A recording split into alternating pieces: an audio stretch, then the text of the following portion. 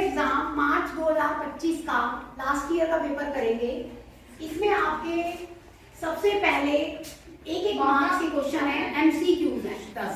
ठीक है, पहला एमसीक्यू देखो बेटा, परिमेय संख्याओं के इन युग्मों में से कौन सा युग्म जब गुणा किया जाए तो किसी भी p के मान के लिए परिणाम -1 देता है। ठीक है, मतलब आंसर जो है ना वो -1 आना चाहिए, परिणाम -1 आना चाहिए गुणा करने पर। तो आपको क्या दे रखा है, ये पहला क्वेश्चन देखो, -p गुना p।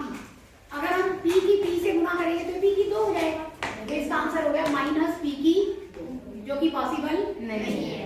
अगला है -p गुना -1, ये भी p देगा, तो ये भी पॉसिबल नहीं है। -p और 1 की गुणा करोगे तो -p।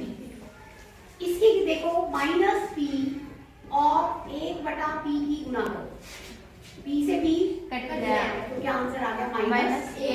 तो ये डी ऑप्शन आपका सही है।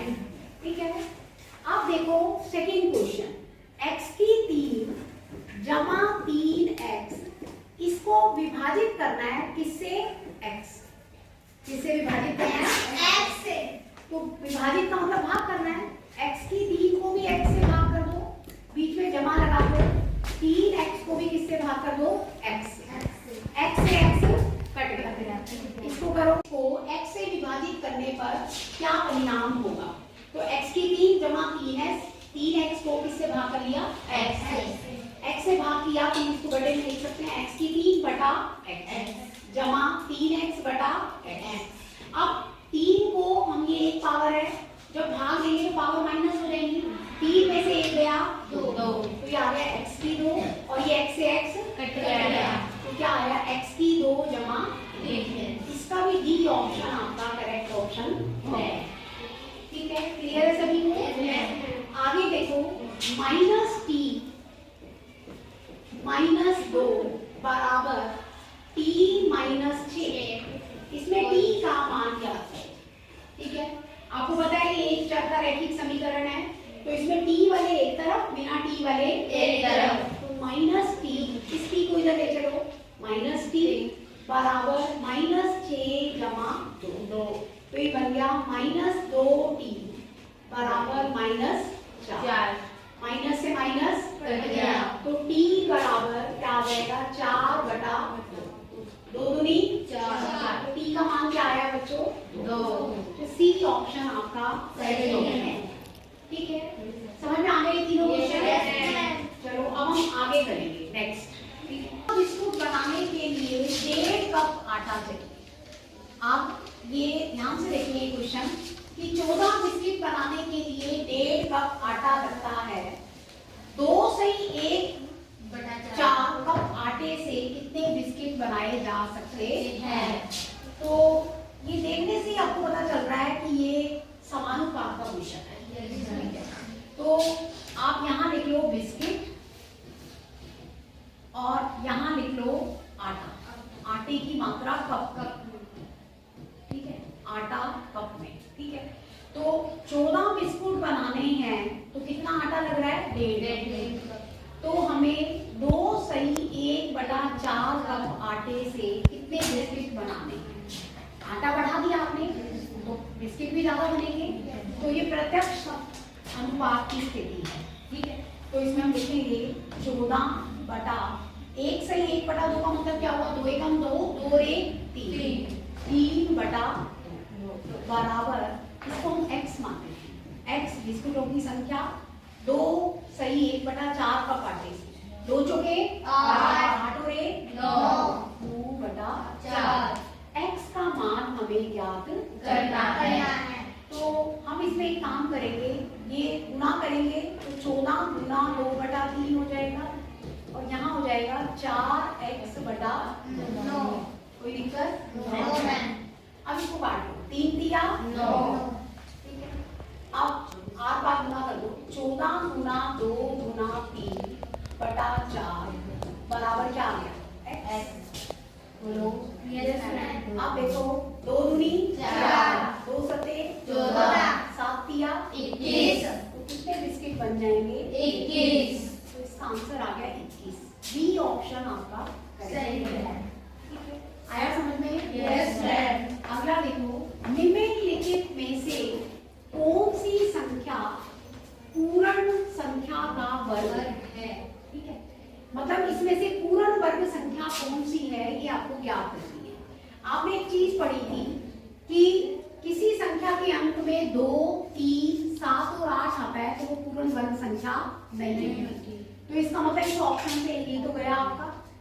ठीक है, और जो 0 है वो भी क्या आने चाहिए? इवन, मतलब 2, 4, 6। ठीक है, जैसे कि 4000 है, ये भी नहीं हो सकता, 3 0 आ गई, ये पूर्ण वर्ग संख्या नहीं है।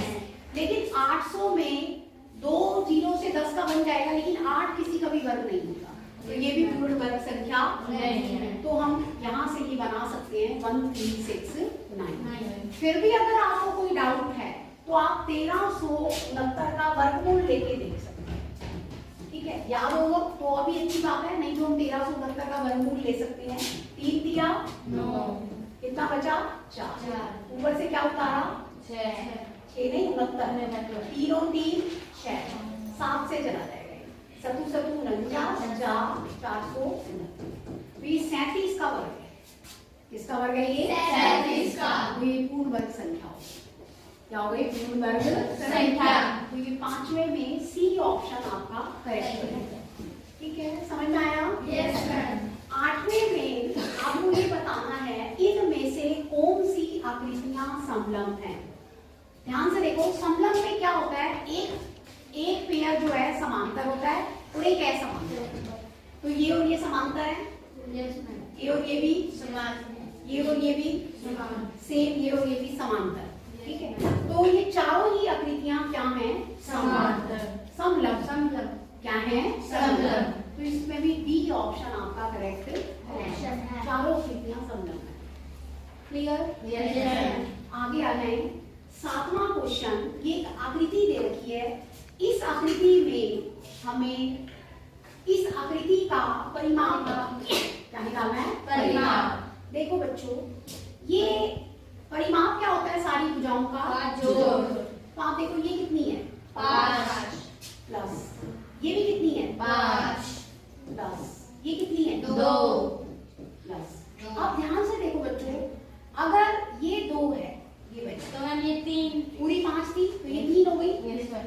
तो इसमें हम क्या कर देंगे? 3। फिर सेम एग्जैक्टली ये 2 है, ये पूरी 5 थी तो ये भी क्या रह गई? 3 जब हम ये लास्ट में 2 जोड़ो, 5 और 5 10, 10 और 2 12, 12 और 3 15, 15 और 3 18, 18 और 2 20 सेंटीमीटर। ये अपना इसका परिमाप कितना आ गया? 20 सेंटीमीटर। ये तो 8वां क्वेश्चन है, एक कंपनी में एक सर्वेक्षण किया गया है।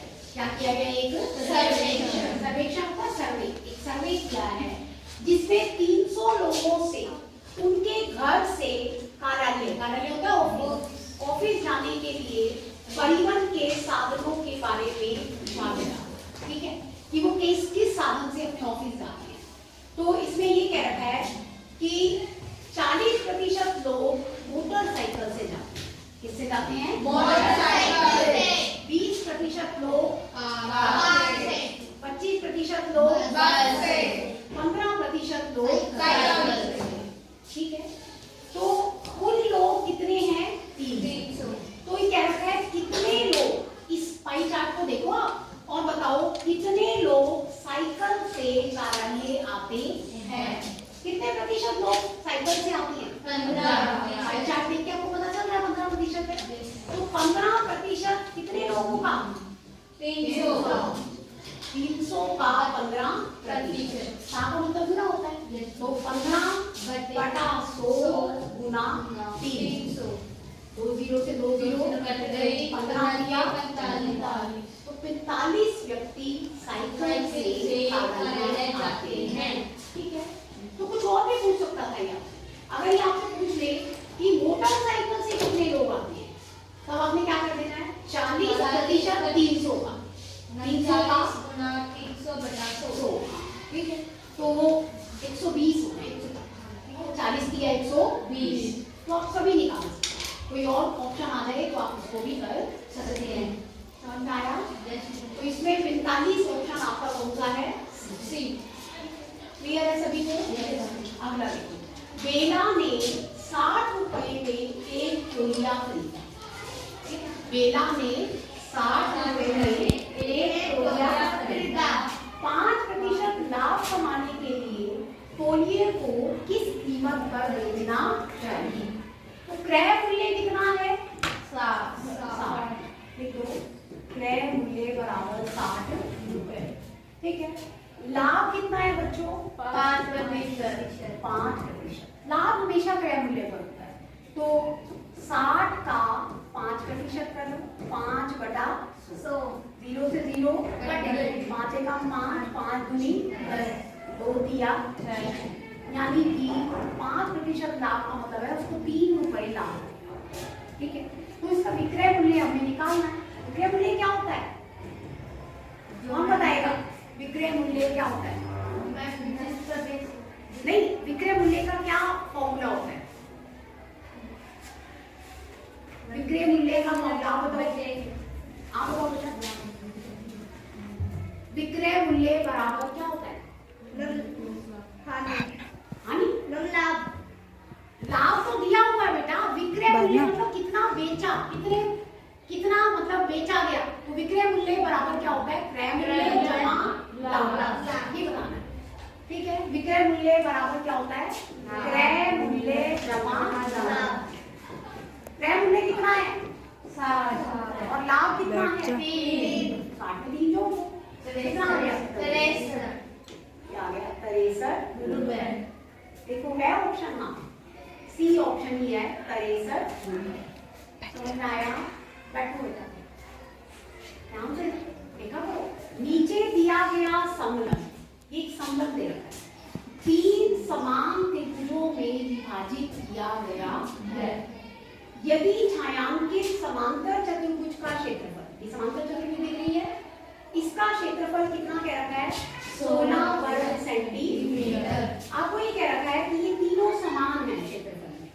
इस त्रिभुज का क्षेत्रफल भी x, इसका भी x और इसका भी x। ठीक है। तो हमें क्या निकालना है? समलंब का क्षेत्रफल निकालना। समलंब का क्षेत्रफल क्या हो जाएगा? x जमा x जमा x। ठीक है। Is equal to 3x। ठीक है। ये क्या है? समलंब का क्षेत्रफल। समलंब का क्षेत्रफल। लेकिन x को निकालना पड़ेगा पहले। बोलो। अब इस समांतर चतुर्भुज का क्षेत्रफल कितना है? समांतर चतुर्भुज का 16। लेकिन फिगर से कितना है? 2x। तो लिखेंगे 2x बराबर 16। x बराबर 16/2, 2 अठे 16, 8 वर्ग सेंटीमीटर। x का मान आ गया 8। तो हमें समांतर चतुर्भुज का चाहिए, सॉरी समलंब का चाहिए। समलंब का क्या हो जाएगा? 3 गुना 8 दिया 24 वर्ग सेंटीमीटर। तो समलंब का क्षेत्रफल आ गया 24 वर्ग सेंटीमीटर।